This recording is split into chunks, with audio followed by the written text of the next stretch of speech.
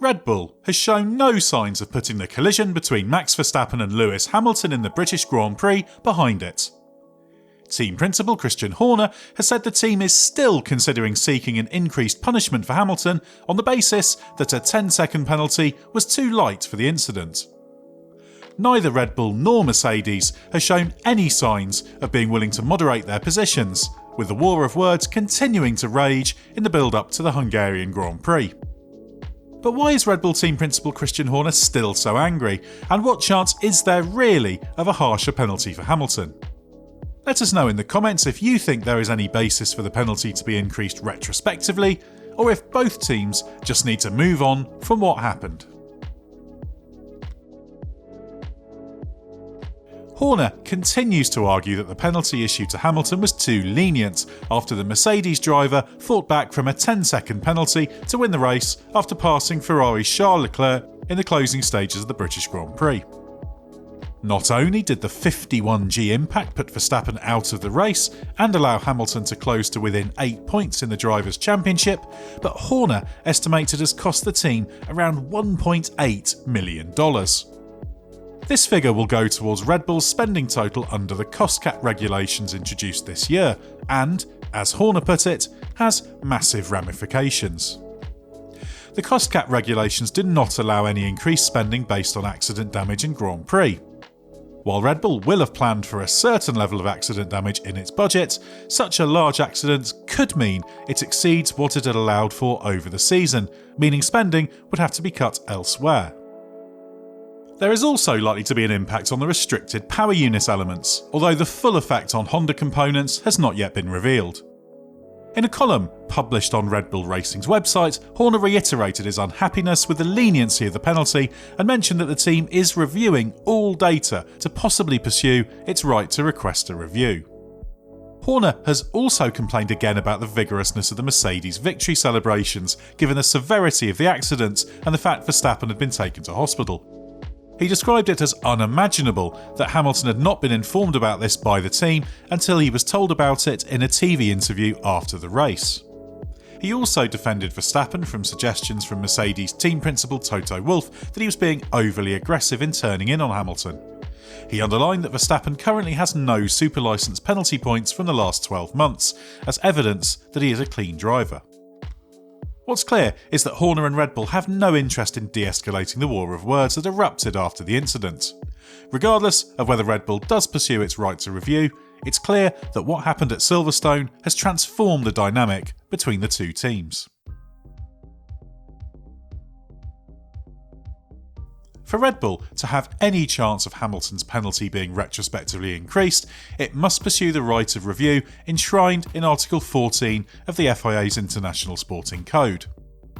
For this to lead successfully to the stewards reviewing the incident and potentially considering a fresh penalty, the International Sporting Code demands a significant and relevant new element which was unavailable to the parties seeking the review at the time of the decision concerned.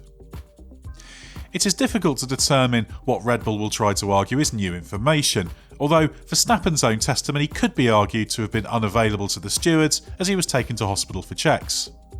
Alternatively, Red Bull may think Hamilton's entry speed into Copse on subsequent laps of the Grand Prix post-incident and analysis of his successful passes on Lando Norris and Charles Leclerc at the same corner constitute new evidence that the stewards would obviously not have been able to consider at the time.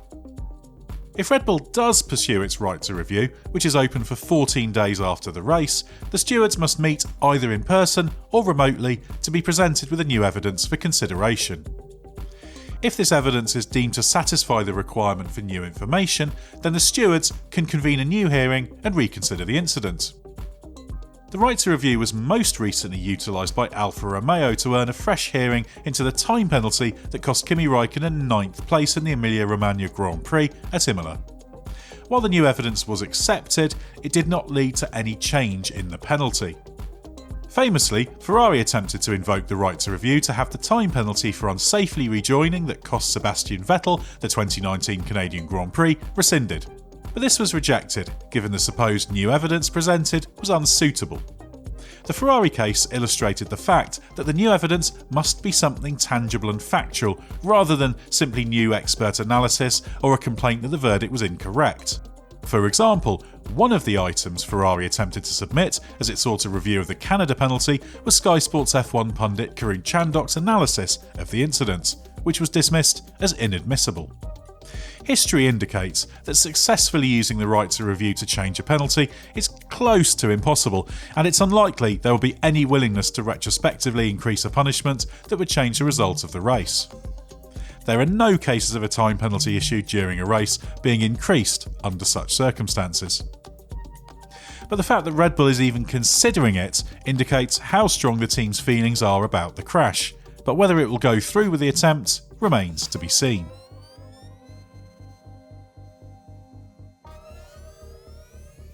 Mercedes has continued to defend Hamilton's driving, arguing that the collision did not merit a penalty. Chief Technical Officer James Allison has said that according to guidelines issued by the FIA, Hamilton had no obligation to hit the apex while attempting the pass. This was in reference to the diagram team principal Toto Wolff mentioned in his message to FIA race director Michael Massey during the British Grand Prix. The stewards, including 5-time Le Mans 24 Hours winner Emanuele Pirro, deemed Hamilton to be predominantly at fault for the accident, which resulted in a penalty that the Mercedes driver served at his first pit stop before recovering to win.